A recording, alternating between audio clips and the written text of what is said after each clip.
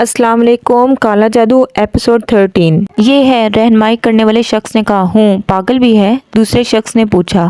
نہیں، ایسی کوئی بات نہیں دیکھی۔ دوسرا آدمی دو اور آدمیوں کو اشارہ کر کے میرے قریب آ گیا۔ اٹھو، اس نے کہا۔ جی، میں حیرت سے بولا، مگر کہاں؟ اسپتال۔ تمہیں علم نہیں ہے کہ تم کوری ہو؟ کوری؟ میری آواز رند گئی۔ میں نے کور کا صرف نام سنا تھا۔ یہ علم تھا مجھے کہ یہ ایک خطرناک مرض ہے، مگر اپنے بارے میں یہ خیال مجھے کبھی نہیں آیا تھا۔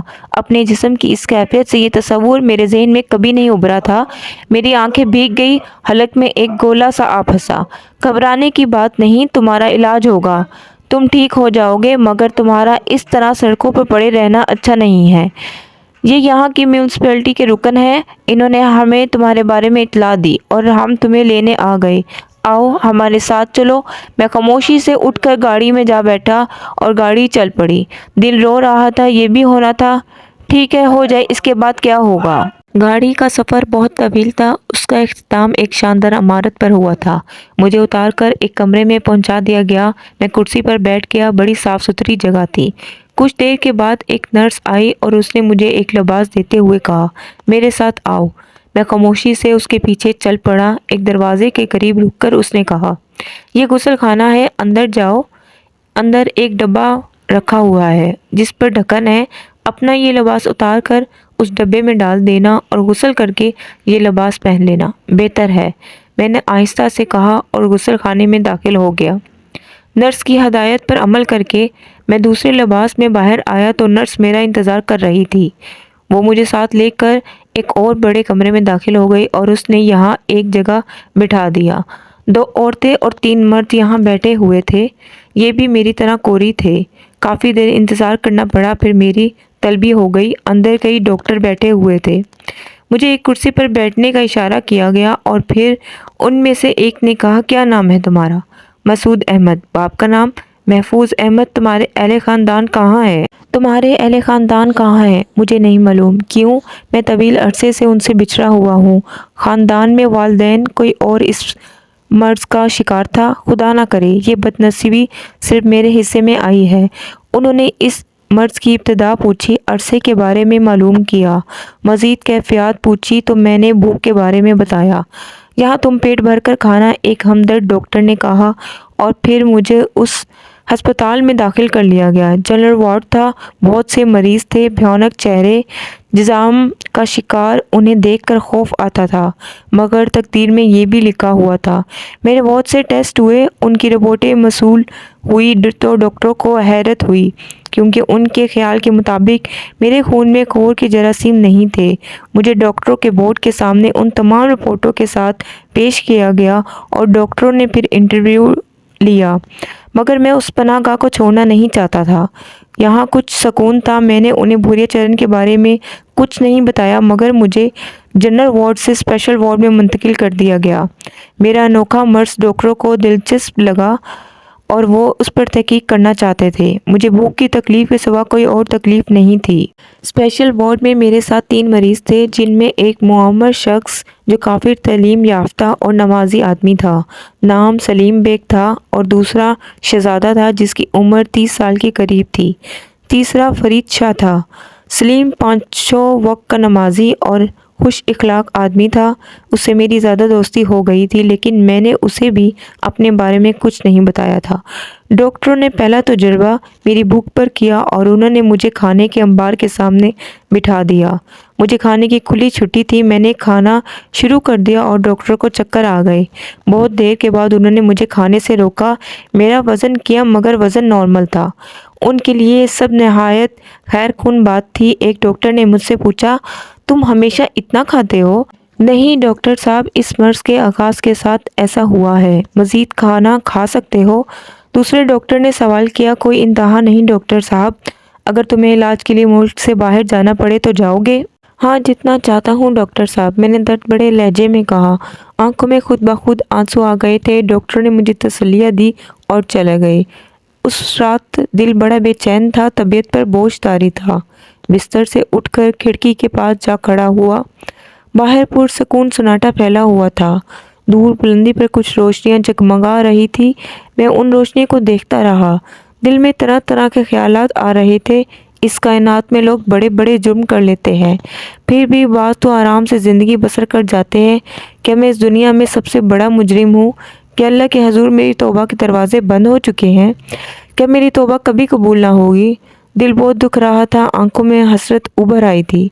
अचानक दिल हिल कर रह गया। किसी ने अकब से मेरे शाने पर हाथ रख दिया था।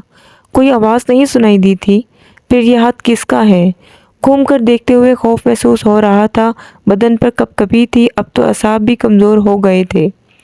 कौन है ये? कौन है? क्या बुरे चरण?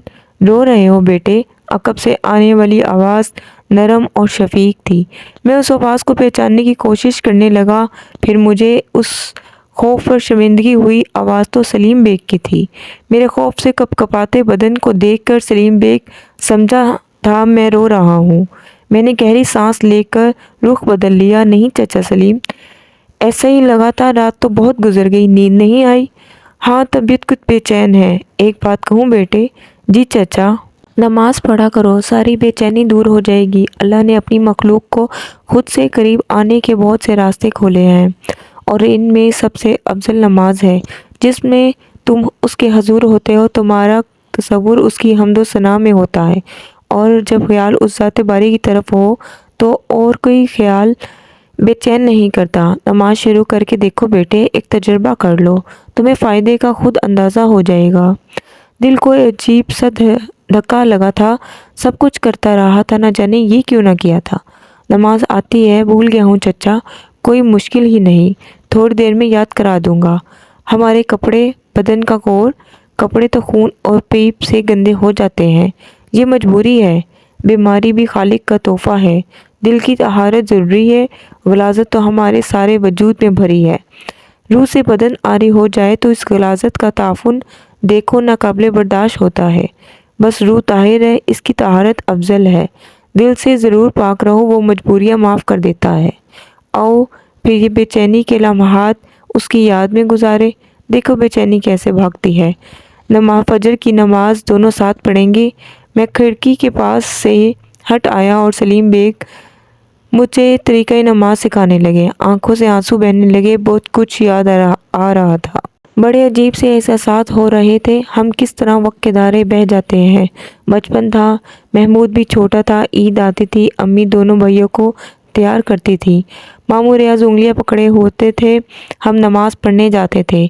अबू नमाज की तलकीन करते थे। छोटे थे तो खौफ से नमाज पढ़ते थे, बड़े हुए तो सरकशी शुरू कर दी। जुम्मे के दिन गायब हो गए। रफ्ता रफ्ता अबू ने कहना छोड़ दिया। सलीम बेग साबे आयात इलाही दोहराते रहे और मेरा जहन माजी में भटकता रहा। अब सो जाओ, फजर के वक्त जगा दूंगा। जगा दूँ ना? जी, मैंने कहा और लेट गया। सलीम बेग साहब भी लेट गए। जाने कब नींद आई थी, पता नहीं सोया भी था या नहीं। सलीम बेग साहब ने झंझोड़ा तो फ़ौरन आवाज़ दी, हाँ चाचा, जाग रहा हूँ। क्या बात है? भूल गए? फजर की अजान हो रही है, उठ जाओ बेटे, नमाज अफजल है नींद से। जी चचा, मैंने कहा और उठ गया। नमाज पढ़ी और फिर सलीम बेग से बातें करता रहा। 2 दिन गुजर गई। कोई तकलीफ़ नहीं थी, मगर भूख की तकलीफ़ से नढाल रहता था। हालांकि मुझे एक वक्त में से कम 6 अफराद की खुराक दी जाती थी। खाते हुए शर्मिंदगी होती थी, मगर दिल नहीं बढ़ता था। तीसरी दोपहर कुछ नए डॉक्टर आए और मुझे खसूसी तौर पर उनके सामने पेश किया गया। मेरी सारी रिपोर्टें उनके सामने थी। हम तुम्हें जर्मनी भेजना चाहते हैं। तुम्हारी तफसील वहाँ भिजवाई जा चुकी है और वहाँ के डॉक्टर तुम पर तजुर्बात करना चाहते हैं। ये तजुर्बात तुम्हारी मौत पर भी ख़त्म हो सकते हैं। तुम कहते हो तुम लावारिस हो, इसलिए किसी और से तो तुम्हारे बारे में कोई बात नहीं की जा सकती। तुम बताओ, तुम तैयार हो? जी। मैं हक्का बक्का सा रह गया। तुमसे इस बारे में पूछा गया था और तुमने आमादगी का इजहार किया था। पुराने डॉक्टरों में से एक ने कहा, जी मुझे याद है, मुझे कब जाना होगा। कुछ दिन लग जाएंगे। हुकूमत तुम्हारी रवानगी के इंतज़ामात करेगी। तुम्हारी मौत की तो महज एक बात कही गई है, ज़्यादा इम्कानात तुम्हारे दुरुस्त होने के हैं। तुम्हारे कोर के मर्ज़ का तो यहाँ इलाज हो रहा है। असल मसला तुम्हारी उस भूख का है और जर्मनी के डॉक्टर उसी से दिलचस्पी रखते हैं। शायद वो तुम्हारे मैदे का ऑपरेशन करे। इसका नतीजा कुछ भी हो सकता है। अगर तुम आमादा हो तो इस फॉर्म पर दस्तखत कर दो انہوں نے ایک پاؤں میرے سامنے کر دیا۔ میں سوچنا چاہتا ہوں ڈاکٹر صاحب، کیسی باتیں کرتے ہو؟ ہم نے تمہارے لیے بڑی کوشش کی ہے، ڈاکٹر نے ناخوشگوار لہجے میں کہا۔ اگر میں آپ کو اس بک کی کہانی سنا دوں ڈاکٹر صاحب تو آپ اسے محض ایک دلچسپ افسانہ کہیں گے، اس پر کبھی یقین نہ کریں گے۔ میرا علاج جرمنی میں نہیں بلکہ اسی ملک میں ہے۔ بکرات بننے کی کوشش نہ کرو، ہمیں کسی کہانی سے کوئی دلچسپی نہیں ہے۔ جانا چاہتے ہو تو اس فارم پر دستخط کر دو۔ سوچنا چاہتا ہوں ڈاکٹر صاحب، اور یہ ضروری ہے، ہم اسے مجبور نہیں کر سکتے، یہ اس کی مرضی پر منحصر ہے، اسے سوچنے کا موقع ضرور دو۔ نئے آنے والے ڈاکٹروں میں سے کسی ایک نے کہا، اور مجھے واپس میرے کمرے میں بھجوا دیا گیا۔ میں نے جو کچھ کہا تھا سچ کہا تھا، میری بیماری جو کچھ تھی میں جانتا تھا۔ یہ بیچارے یا جرمنی کے ڈاکٹر کیا کر سکتے تھے؟ ہاں، دل میں ایک خیال ضرور آ رہا تھا، بوریا چرن سے اتنا دور نکل جاؤں تو شاید اس سے جان بچ جائے گی، لیکن سب یہیں رہ جائیں گے، ان سے ملنے کی آخری آس بھی ٹوٹ جائے گی۔ یہ آس بھی زندگی تھی، اور میں اس زندگی سے دور نہیں جانا چاہتا تھا۔ اس رات پھر بے چینیوں نے دل میں بسیرا کر لیا تھا۔ عشاء کی نماز پڑھ کر کھانا کھایا اور پھر لیٹ گیا۔ سب سو گئے تھے۔ میں اٹھا اور کھڑکی کھول کر کھڑا ہو گیا۔ تاریکیاں سامنے تھی، بہت دور انہی بلندیوں پر روشنی ٹمٹما رہی تھی۔ ہوا کے دوش پر کچھ شور کی سی آوازیں ابھر رہی تھی۔ دل بوجھل ہو رہا تھا۔ ڈاکٹر دوبارہ مجھ سے سوال کریں گے، کیا جواب دوں گا انہیں؟ کیسے بتاؤں گا کہ میرا علاج تو بہت آسان ہے؟ اس گندی روح کو آواز دوں، وہ آ جائے گی، مجھے کسی نہ کسی طرح یہاں سے نکال لے جائے گی۔ اس کی مکروہ وہ خواہش پر سر جھکا دوں، ایمان کھو دوں، سب ٹھیک ہو جائے گا سوائے اس کے کہ عاقبت کے لیے کچھ نہ ہوگا، بخبر گناہوں کے انبار کے۔ عرس ہو رہا ہے شاید، پیچھے سے آواز ابھری اور میں چونک پڑا۔ نہ جانے کب سلیم بیگ میرے پیچھے آ کھڑے ہوئے تھے۔ میں نے مڑ کر دیکھا تو وہ بولے، قوالیاں ہو رہی ہیں؟ کہاں؟ مزار پر۔ کون سے مزار پر؟ یہ آوازیں نہیں سن رہے؟ وہیں سے آ رہی ہیں۔ مزار کہاں ہے؟ میں نے پوچھا۔ وہ روشنیاں جو نظر آ رہی ہیں، مزار ہی کی تو ہے۔ کس کا مزار ہے؟ بابا جلال شاہ کا، لوگ یہی کہتے ہیں، دیکھا تو کبھی نہیں۔ سلیم بیگ نے کہا، کافی فاصلے پر ہے۔ ہاں، بہت دور ہے، دن میں تو نظر بھی نہیں آتا، رات کو تو بس روشنیاں نظر آ جاتی ہے۔ اس وقت قوالیوں کی آوازیں بھی ہوا کے ساتھ آ رہی ہیں، ہوا کا رخ بدل جائے تو آواز بھی نہیں آئے گی۔ چلیں، میں نے بے اختیار کہا۔ کہاں؟ سلیم بیگ حیرت سے بولے۔ عرس دیکھیں، قوالیاں سنیں، میں نے کہا، اور سلیم بیگ خاموش ہو گئے۔ انہوں نے کوئی جواب نہیں دیا، ساکت کھڑے رہ گئے تھے۔ میں نے ان کے جواب کا انتظار کرتا رہا، پھر کچھ بولنا چاہتا تھا کہ اچانک ان کی سسکیاں ابھرنے لگی اور میں حیران ہو گیا۔ ارے سلیم چچا، میں نے تو کچھ نہیں کیا۔ کوئی بات نہیں بیٹے، بس ایسے ہی دل بھر آیا تھا۔ تمہارا دل چاہتا ہے نا سب دیکھنے کو؟ عمر ہی ایسی ہے، مگر اللہ کا حکم، وہ خود ہی سب کچھ جانتا ہے۔ بیٹے، ہمیں کوئی اپنے درمیان کہاں قبول کرے گا؟ لوگ ہم سے گن کھاتے ہیں، ہم کیسے جا سکتے ہیں وہاں؟ ہم ان سے دور رہیں گے چچا۔ نہیں بیٹے، ویسے بھی گیٹ بند ہوگا، چوکیدار اس وقت نہیں جانے دے گا۔ میرا دل چاہ رہا ہے چچا، میں جاؤں گا۔ ارے نہیں بیٹے، ممکن نہیں ہے، مزار شریف بہت دور ہے، اور پھر باہر کیسے جاؤ گے؟ کمرے کے باہر بھی رات کی ڈیوٹی کے ڈاکٹر ہوں گے، سختی کریں گے۔ یہ کھڑکی زیادہ اونچی تو نہیں ہے، کود جاؤں گا۔ زخمی ہو جاؤ گے بیٹے۔ زخمی تو میں ہوں چچا، ضد سوار ہو گئی ہے تم پر، مگر ٹھیک نہیں ہوگا بیٹے، مناسب نہیں ہے۔ میں جا رہا ہوں، میں نے کہا اور کھڑکی پر چڑھ گیا۔ سلیم بیگ ارے کرتے رہ گئے، مگر میں نیچے کود گیا۔ بس دل پر طلب طاری ہو گئی تھی، اور پھر میں کوری نہیں تھا، میرا بدن مضبوط تھا، میں یہ فیصلہ طے کر سکتا تھا۔ میں نے احاطے کی دیوار عبور کی اور تیزی سے دوڑنے لگا۔ مجھے دوڑنے میں کوئی دقت نہیں ہو رہی تھی، رخ کا تعین کر لیا تھا اور اسی طرف دوڑ رہا تھا۔ ماحول پر دہشت ناک سناٹا طاری تھا، چاروں طرف ہو کا عالم تھا۔ ہسپتال کی عمارت بہت پیچھے رہ گئی، راستے ناہموار تھے، کئی جگہ ٹھوکریں لگی، اور میں نے دوڑنے کی رفتار ہلکی کر دی۔ اب یہ خوف نہیں رہا تھا کہ ہسپتال کے ملازم مجھے پکڑ لیں گے۔ پیچھے ایسے آثار بھی نہیں تھے، میرے ارد گرد جھاڑیاں اگی ہوئی تھیں، اور کہیں کہیں یوں محسوس ہوتا تھا جیسے کوئی مجھے دیکھ رہا ہے۔ میں نے دوڑنا ترک کر کے چلنا شروع کر دیا۔ کچھ اور آگے بڑھا تو کہیں دور سے کتوں کے بھونکنے کی آوازیں ابھری، پھر اچانک کہیں گیدڑ رونے لگے۔ یہ آوازیں کبھی کبھی انسانی آوازیں لگنے لگی تھی۔ اچانک میرے حلق سے ایک خوفناک آواز نکل گئی اور میں رک گیا۔ کالے رنگ کا ایک ہولناک کتا مجھ سے کچھ فاصلے پر ایک جھاڑی کی آڑ سے نکل آیا۔ کتا ہی تھا لیکن اس کی جسامت ناقابل یقین تھی۔ قد قیامت سے وہ کسی گدھے جتنا لگتا تھا۔ آنکھیں رات ہونے کے باوجود چمک رہی تھی اور خون میں ڈوبی محسوس ہوتی تھی۔ جبڑے کانوں تک کھلے ہوئے تھے۔ اس نے گھرانا شروع کر دیا اور ایسی پوزیشن بنا لی جیسے مجھ پر چھلانگ لگانا چاہتا ہو۔ میرے آگے بڑھنے کے راستے مسدود ہو گئے۔ خوف کے مارے میری گھگی بند گئی۔ اصولاً مجھے پلٹ کر بھاگنا چاہیے تھا مگر بھاگنے کی ہمت بھی نہیں ہو رہی تھی۔ کتا خوفناک آواز میں گھراتا رہا اور پھر وہ وحشتناک انداز میں چیخا اور اس نے اگلے دونوں پنجے دبا کر مجھ پر چھلانگ لگا دی۔ میری آنکھیں خود بخود بند ہو گئی۔ میں مرنے کے لیے تیار ہو گیا۔ مجھے یقین تھا کہ ایک لمحے میں وہ مجھے دبوچ لے گا، میری گردن اپنے انتہائی حد تک کھلے جبڑوں میں دبا لے گا اور اس کے بعد شاید میں دوسری سانس بھی نہ لے سکوں گا۔ مجھے اس کے بدن کی ہوا اپنے سر سے گزرتی محسوس ہوئی۔ وہ شاید میرے اوپر سے گزر کر دوسری طرف نکل گیا۔ چھلانگ کی غلطی ہو گئی تھی اس سے مگر اس کے گرنے کی آواز نہیں سنی تھی میں نے۔ البتہ میرا پلٹنا فطری تھا، بس اسے بچاؤ کی ایک کوشش کہا جا سکتا تھا۔ لیکن پیچھے کچھ نہیں تھا۔ میرا منہ حیرت سے کھل گیا اور دور دور تک نگاہیں دوڑائی مگر کوئی متحرک شے نہ نظر آئی۔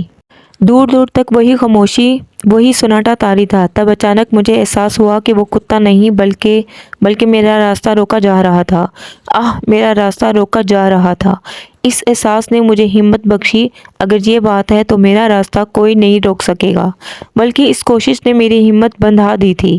میرے دانت بھنج گئے، دماغ میں خون کی گردش تیز ہو گئی، کن پٹیاں گرم ہو گئی اور میں نے آگے قدم بڑھا دیے۔ کچھ فاصلہ طے کیا تھا کہ اچانک پھٹ پھٹ کی آواز سنائی دی۔ ایک بڑی جھاڑی کے پیچھے سے کچھ گدھ نکل آئے تھے۔ ان کی لمبی گردنیں ہل رہی تھی اور انہوں نے اپنے چادر کی تنہ پر پھیلائے ہوئے تھے۔ آسمان پر کھلے ہوئے تاروں کی چھاؤں میں وہ بہت بھیانک لگ رہے تھے۔ ان کی تعداد 6 تھی اور وہ اس طرح قطار میں پھیل گئے کہ دور تک کا راستہ بند ہو گیا تھا۔ پھر انہوں نے میری طرف بڑھنا شروع کر دیا، بلکہ یوں لگ رہا تھا جیسے بہت سے لوگ ایک دوسرے کے ہاتھ پکڑے کسی پر گھیرا ڈال رہے ہو۔ میرے حلق سے ایک وحشیانہ دھاڑ نکلی اور میں خود ان کی طرف دوڑ پڑا۔ خوف اور جوش میں ڈوبی اپنی آواز خود مجھ سے بہت بھیانک لگی تھی اور اچانک وہ گدھ آگے بڑھنے سے رک گئے تھے۔ پھر ان میں ابتری پھیل گئی اور وہ اپنے پیروں پر اچھلنے لگے۔ اسی طرح اچھلتے ہوئے وہ پیچھے ہٹ رہے تھے۔ جو ہی میں ایک گدھ کے قریب پہنچا تو اس نے بھیانک چیخ ماری، پر دبائے اور فضا میں پرواز کر گیا۔ یہ دوسروں کے لیے پروانہ تھا، کیونکہ اس کے اڑتے ہی دوسرے گدھوں نے زمین چھوڑ دی۔ اس کے بعد وہ دوبارہ نیچے نہیں جھکے اور بلند ہو کر مختلف سمتوں کو پرواز کر گئے۔ خوف میرے روح میں سما گیا تھا، لیکن خوف کے ساتھ جوش بھی تھا۔ بدن اینٹ رہا تھا مگر دیوانہ وار آگے بڑھ رہے تھے۔ اب شاید میں مزار کے قریب پہنچ رہا تھا، کیونکہ جھاڑیوں کے ایک اونچے سلسلے کے دوسری طرف سے روشنی چھن رہی تھی۔ ادھر سے آوازیں بھی سنائی دے رہی تھی، انسانی آوازیں تھیں۔ وہ کچھ کہہ رہے تھے، نہ جانے کیا۔ آوازیں مبہم تھی۔ میں تیز قدم اٹھاتا ہوا جھاڑیوں کی دوسری طرف نکل آیا۔ روشنیاں مشالوں کی تھی جو چند لوگوں نے ہاتھ میں اٹھائی ہوئی تھی۔ انہوں نے ایک حلقہ سا بنا رکھا تھا اور ان کے درمیان چند ملنگ رقص کر رہے تھے۔ وہ کچھ گاتے بھی جا رہے تھے جو سمجھ میں نہیں آ رہا تھا۔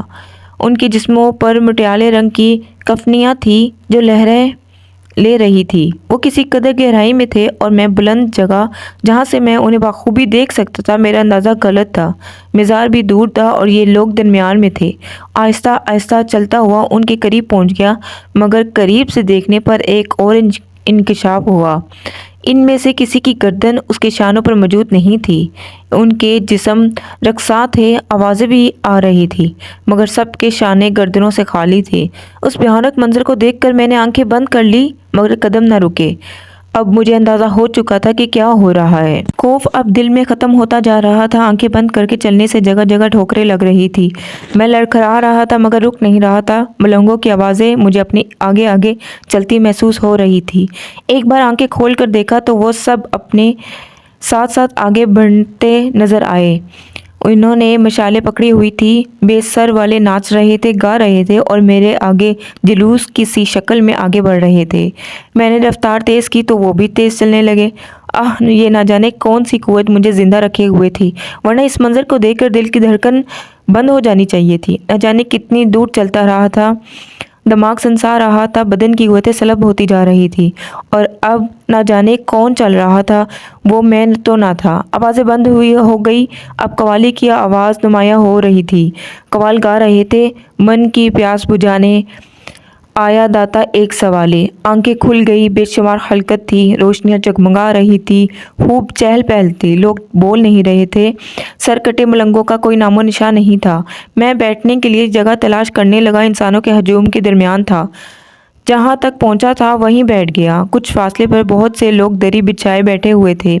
जगह जगह उर्स में शिरकत करने वाले ने डेरे डाले हुए थे। कुछ लोग लंगर बांट रहे थे। मेरे करीब आकर रुक गए। खाना लोगे? हाँ हाँ, मैंने भरी हुई आवाज़ में कहा। बर्तन है नहीं तो फिर खाना कैसे लोगे? रकाबी दे दो एक, किसी हमदर्द ने कहा, और इन्होंने एक सिल्वर की रकाबी में मुझे चावल दे दिए। भूख तो सांसों का हिस्सा बन चुकी थी, ये थोड़े से चावल क्या हैसियत रखते थे।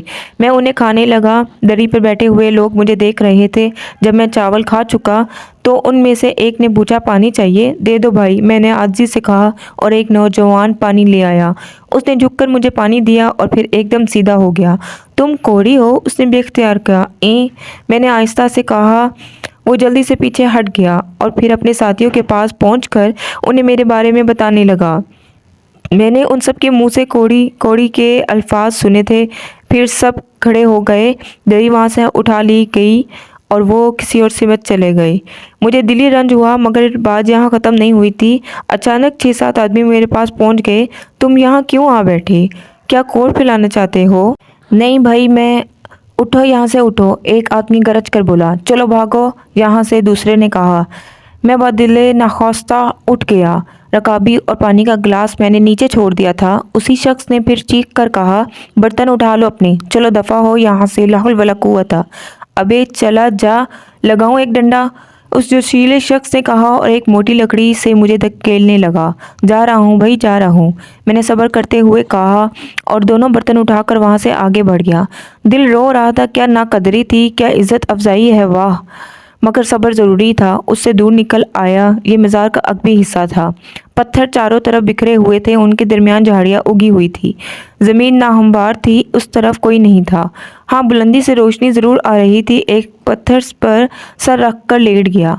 खुद पर गौर करने लगा। अजीब सा दिल हो रहा था, क्या बकिया ज़िंदगी यही होगी? क्या अब कभी मेरी दुनिया मुझे वापस नहीं मिलेगी? बहुत देर गुजर गई, फिर घुंघरों की आवाज़ सुनाई दी। किसी के कदमों की छाप थी। गर्दन उठाकर देखा तो एक मलंग था, मगर उसका सर उसकी शानों पर मौजूद था। उसके हाथ में एक मोटा सा डंडा दबा हुआ था, जिस पर रंगीन कपड़े और घुंघरू लगे हुए थे।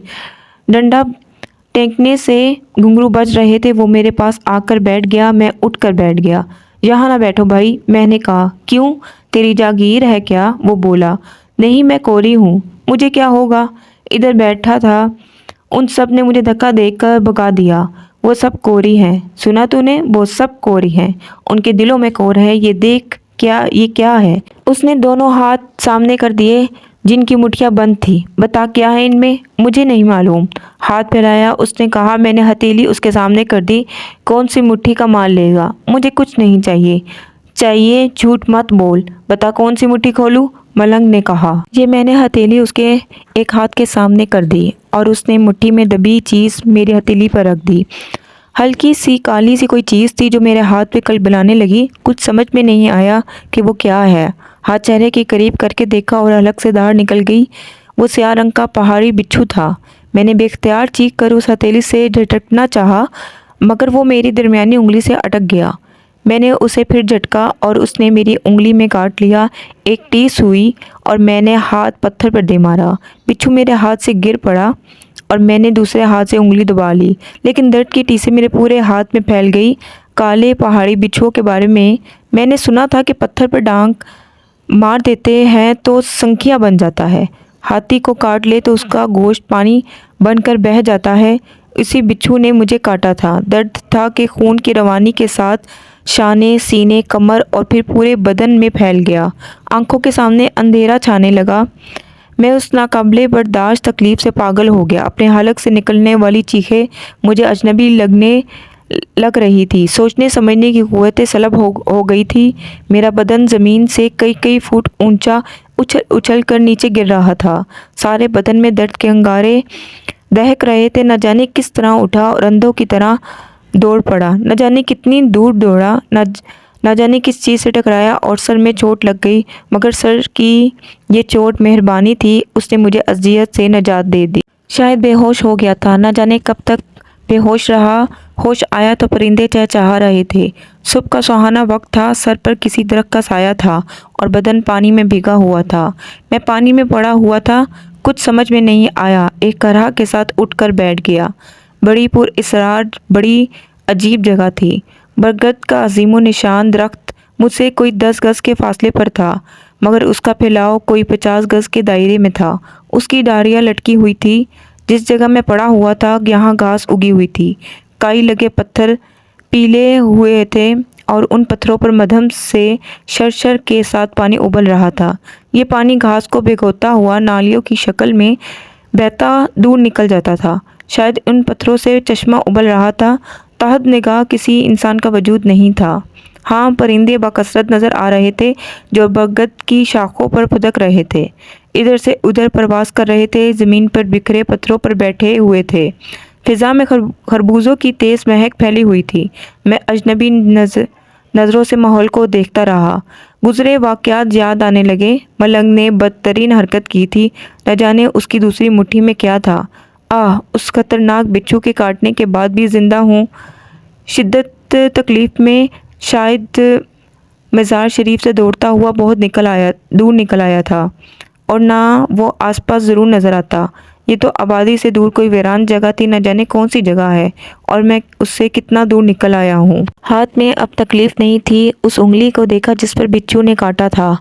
उंगली पर कोई निशान नहीं था, लेकिन कुछ और नज़र आया, और जो नज़र आया उसने एक बार फिर दीवाना कर दिया। कौर मेरे पूरे बदन पर फैल चुका था। हाथ पाँव की शक्ल बदलती जा रही थी। उंगलियां और हथेली खून और पीप से भरी हुई थी, मगर उस वक्त उन जख्मों पर खरंड नज़र आ रहे थे, काले काले खरंड, जैसे ज़ख्म अचानक सूख गए हैं। मेरे ज़ख्म ठीक हो गए थे, मेरा कोट सूख रहा था। किसी के अल्फाज याद आए, जहर जहर का तरियाक होता है। काले पहाड़ी बिच्छू के जहर ने मुझे कोट से निजात दिला दी थी। दीवानों की तरह बदन के एक एक हिस्से को देखने लगा। सब जगह खाक सी उड़ रही थी। मैं ठीक हो गया था। दिल अकीदत से भर गया। मेरी लगन रंग लाई थी। चश्मा फैज़ से मुझे सेहत मिली थी। मैं ठीक हो गया था, मैं ठीक हो गया था। बेख्तियार दिल भर आया, आंसू बहे, मगर फिर हिचकियाँ बंध गई। मुझे यूँ लगा जैसे रूठी हुई माँ ने अचानक मुझे खींचकर आगोश में ले लिया हो। मेरी बेसकूनी सकून पा गई थी। सजदा रेज़ हो गया और न जाने कब तक सजदे में पड़ा रोता रहा। दिल का गुबार निकल गया तो उठा, खड़े होकर चारों तरफ देखा। कुछ फासले पर खरबूजों की बेल फैली हुई थी। पीले फल बड़ी तादाद में लगे हुए थे। आगे बढ़कर एक पका हुआ फल तोड़ा और उसे अपने हाथों से दबाकर बीज निकाल दिए। फिर उसका शीरी गूदा खाने लगा। फल का वज़न कोई 1 सेर होगा, मगर मैं उसे पूरा ना खा सका। तब उस भूख से निजात का अंदाज़ा हुआ जिसने मेरा हयात का हर लम्हा अज़ाबनाक बना दिया था। खुशियाँ रग रग में फूट पड़ी थी। उस वीराने में मुझे खुशियों का जो ख़जाना हासिल हुआ था वो संभाले ना संभला जा रहा था। मैं फ़र्त मसरत से बेखुद हुआ जा रहा था। समझ में नहीं आ रहा था कि उस मसरत का इजहार कैसे करूं। बहुत देर तक वहाँ बैठा रहा, फिर उठ खड़ा हुआ। यहाँ कब तक रुक सकता हूँ? इंसान हूँ, हालात कुछ भी हैं, इंसानों में ही रह सकता हूँ। न जाने अब क्या होगा। बुरी चरण मुझसे गाफिल तो नहीं होगा। उसे इल्म हो गया होगा कि मैं उसके दिए हुए अजाब से निजात हासिल कर चुका हूँ। अब तो उस मनूस का तसव्वुर भी मुझे तकलीफ़ ज़्यादा कर देता था कि ये वीराना मेरे लिए गोशे आफ़ियत है। कहीं यूँ ना हो कि यहाँ से निकलूँ और फिर किसी अजाब का शिकार हो जाऊँ। मगर यहाँ भी क्या कर सकता हूँ? कब तक दुनिया को तर्क करके यहाँ पड़ा रहूँगा? अल्लाह मालिक है। अब जो होगा देखा जाएगा। यहाँ से चला जाए। किसी बुलंद जगह की तलाश में निगाहें दौड़ाई। देखूँ तो सही कहाँ हूँ, आसपास कुछ है या नहीं। बरगद का वो दरख्त ही मावन हुआ और उस पर चढ़ना मुश्किल न साबित हुआ। काफ़ी ऊंचा जाकर मैंने चारों तरफ नज़रें दौड़ाई। बहुत दूर कोई शय मुतहर्रिक महसूस हुई। गौर से देखा तो एक बैलगाड़ी नज़र आई जो एक पगडंडी पर जा रही थी, लेकिन ये पगडंडी इसी सिमत से गुजरती थी। थोड़ा सा फासला तय करके उस तक पहुंचा जा सकता था। दरख्त से उतरकर उस तरफ चल पड़ा और कुछ देर के बाद पगडंडी पर जा खड़ा हुआ। बैलगाड़ी दूर से आती नजर आ रही थी। एक सीधा साधा आदमी उसे हाँक रहा था। उसने मुझे देखा और बैलों की रफ्तार सुस्त कर दी। उसके चेहरे पर खौफ के आसार थे। करीब आकर वो रुक गया और उसने दोनों हाथ जोड़कर माथे से लगा दिए।